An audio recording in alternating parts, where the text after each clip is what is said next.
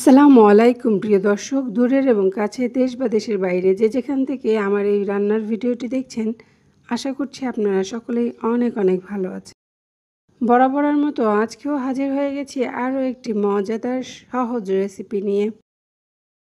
আজকের পর্বে তৈরি করে দেখাবো হাতে মাখা পোয়া মাছ ভুনা রেসিপি।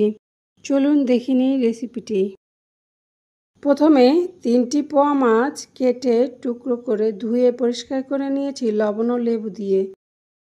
এখন 1 কাপ পেঁয়াজ কুচি দিয়ে দিব একটি ফ্রাই প্যানে, সাথে 1 চা চামচ রসুন বাটা, 1 চা চামচ আদা বাটা দিব। একটি টমেটো কুচি দিয়ে দিব। চাইলে আপনারা পেঁয়াজ বাটাও দিতে পারেন। আমি লবণ দিয়ে দিব 1 চা চামচ, হলুদের গুঁড়ো দিয়ে দিব 1 চা চামচ, মরিচের গুঁড়ো দিয়ে দিব 3 চা চামচ।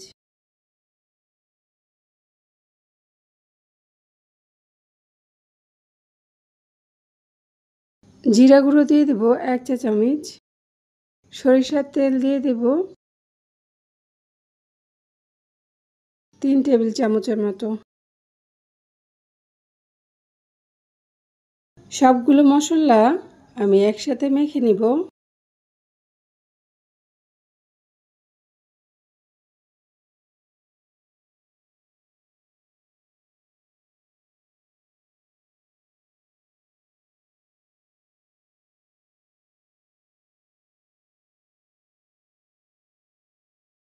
এখন ধুয়ে রাখা মাছগুলো দিয়ে মশলা মেখে নিব। এই রান্নাটা চটজলদি তৈরি করা যায়, সেই সাথে এর স্বাদও অতুলনীয়। এই মাছের গন্ধ আসবে না যদি আপনারা লেবু আর লবণ দিয়ে ধুয়ে রান্না করেন। সামান্য হাত ধুয়ে পানিটা দিয়ে দিব। এই পানি দিয়ে আমি রান্না করব অল্প আগুনে। ইন্ডাকশনে আমি ফ্রাই প্যানটি বসিয়ে দিয়েছি। একদম কম আগুনে রান্না করব। আপনারা যারা গ্যাসের চুলা কিংবা লাকড়ির চুলায় রান্না করবেন, আগুনের পরিমাণটা অবশ্যই কমিয়ে রান্না করবেন, না হলে একটু পানির পরিমাণটা বাড়িয়ে দিবেন। ঢাকনা তুলে ধুয়ে রাখা 4টি কাঁচামরিচ আস্ত দিয়ে দিব। যারা ঝাল বেশি খান তারা কিন্তু বাড়িয়ে দিতে পারেন, আর যারা কম খান তারা কমিয়ে দিবেন। তবে মাছ মাংসে একটু ঝাল হলেই ভালো লাগে।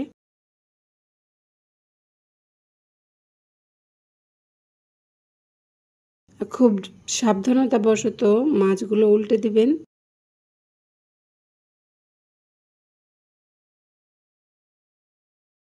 আবারও ঢাকনা দিয়ে ঢেকে রান্না করব।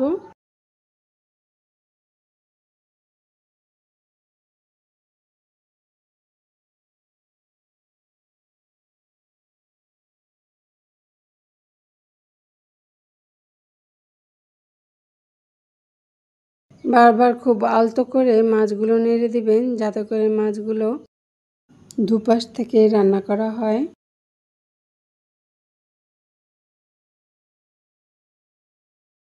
আর খেয়াল রাখবেন মশলাটার যেন পুড়ে না যায়। এই জন্য আমি সবগুলো মাছ একটু নেড়ে চেড়ে দেখছি মশলা পুড়ে গেল কিনা, লেগে গেল কিনা। মাছের উপরে তেল চলে এসেছে, তার মানে আমার রান্নাটি হয়ে গেছে। আমার রেসিপিটি যদি আপনাদের ভালো লেগে থাকে তাহলে অবশ্যই লাইক, কমেন্ট ও শেয়ার করবেন, আর চ্যানেলটি সাবস্ক্রাইব করতে ভুলবেন না। আপনাদের কোনো প্রশ্ন থাকলে কমেন্ট বক্সে জানাতে পারেন। সবাই ভালো থাকবেন, সুস্থ থাকবেন। আল্লাহ হাফেজ।